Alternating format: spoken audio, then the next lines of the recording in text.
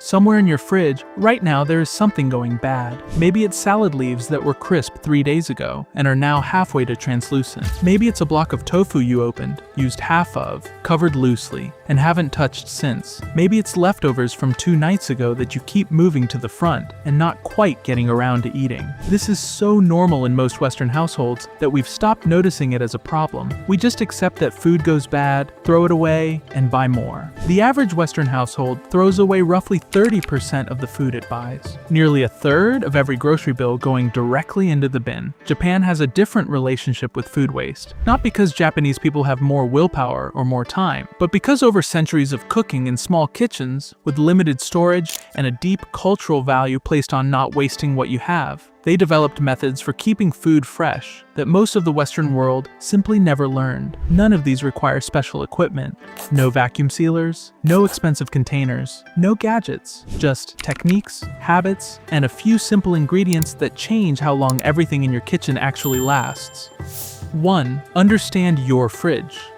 Most people set their fridge temperature and forget it. The default on most refrigerators sits around 4 to 5 degrees. Safe, but not optimized for anything specific. Different foods need different environments. Meat and fish go on the lowest shelf, which is the coldest part of most fridges. Vegetables go in the crisper drawer with humidity adjusted. High for leafy greens that wilt. Low for fruits and things that rot with excess moisture. Leftovers go at eye level so you actually see and eat them. Same fridge. Better organization based on what each food actually needs. The difference in how long things last is immediate. 2. Wrap everything like it matters.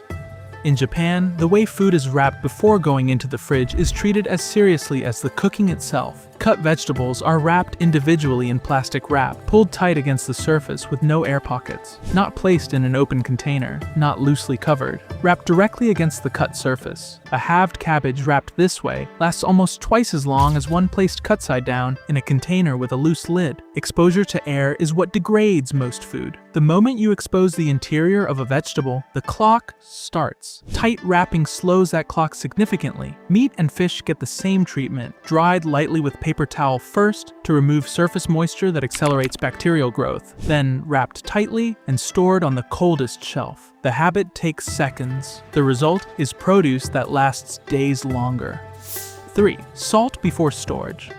Salt has been used as a preservative for thousands of years. Japanese cooking never stopped using it that way. A light salting of vegetables before storage draws out excess moisture, reduces water activity on the surface, and creates an environment where bacteria struggle to grow. Cucumber sliced and lightly salted, left for 10 minutes, then rinsed and dried, lasts significantly longer than unsalted cucumber stored the same way. The same applies to cabbage, daikon, and most leafy vegetables. This isn't pickling. You're using salt briefly as a stabilizer before storage. 10 minutes, days of additional freshness. 4. Tsukemono, pickling what's about to turn. Japanese pickling, tsukemono, requires nothing more than salt, rice, bran, or vinegar, and it transforms vegetables approaching the end of their fresh life into something that lasts weeks longer. The simplest form needs only salt and a container. Slice your vegetables. Salt them at roughly 2% of their weight. Press down with something heavy. Leave for a few hours to a few days. What you produce functions as a side dish, a condiment, and a solution to vegetables that are about to go past their best. Instead of throwing away a cabbage that's a day from turning, you pickle it and extend its useful life by weeks. The Japanese kitchen treats vegetables approaching the end of their fresh life, not as waste, but as an ingredient ready to be transformed. 5. Miso as a preservation medium.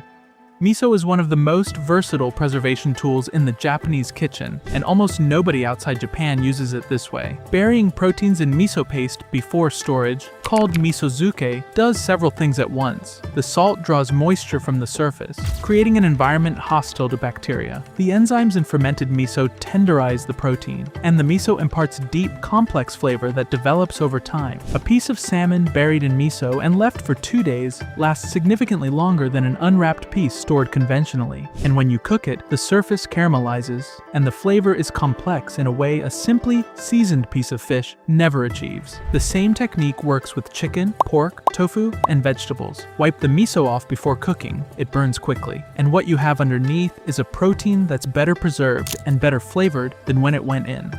6. Damp paper towels for leafy greens.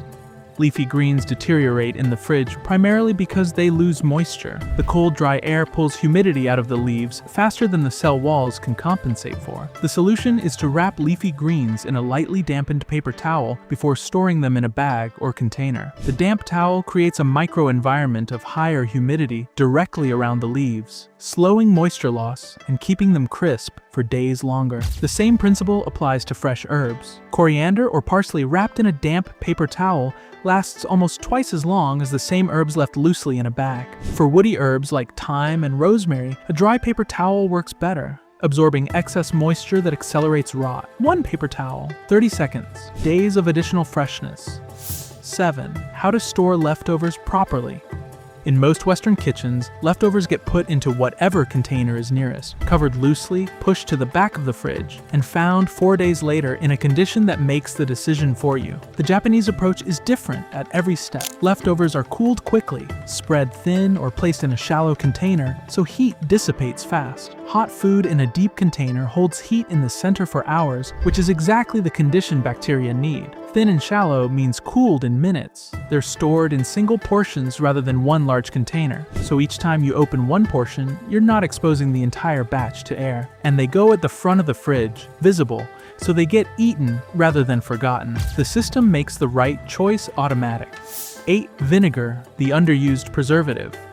Vinegar appears in Japanese cooking far more frequently than most Western cooks realize, and a significant part of its role is preservation rather than flavor. Sushi rice keeps longer than plain cooked rice because the vinegar seasoning inhibits bacterial activity. Pickled vegetables in a light vinegar solution last weeks longer than fresh equivalents. In practical terms, a teaspoon of rice vinegar added to a dressing, marinade, or cooked dish adds subtle brightness and meaningfully extends how long it stays good in the fridge. A small habit that compounds across an entire week of cooking into a noticeably lower amount of food wasted.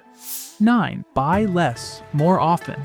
The final method isn't a technique or an ingredient, it's the habit that underlies everything else. Japanese grocery shopping has historically been done daily or near daily. Small purchases, fresh ingredients, used within a day or two. The large weekly shop that fills a Western fridge to capacity and then races against expiry dates is a relatively recent and largely Western invention. Buying closer to what you'll actually use in the next 2 days means less food sitting long enough to deteriorate. You don't have to shop every day. But shifting from one large weekly shop to 2 smaller ones changes the freshness of what you eat and the amount you throw away in a way that most preservation techniques alone can't fully compensate for. None of these are complicated. None require equipment you don't already have. They're habits developed over centuries in kitchens where wasting food simply wasn't an option, and they work just as well in a modern kitchen anywhere in the world. Wrap things properly. Use salt and vinegar the way they were originally intended. Store leftovers like they're meant to be eaten. Buy closer to what you'll actually use. The 30% of your grocery bill you're currently throwing away doesn't have to go anywhere. Japan figured that out a long time ago.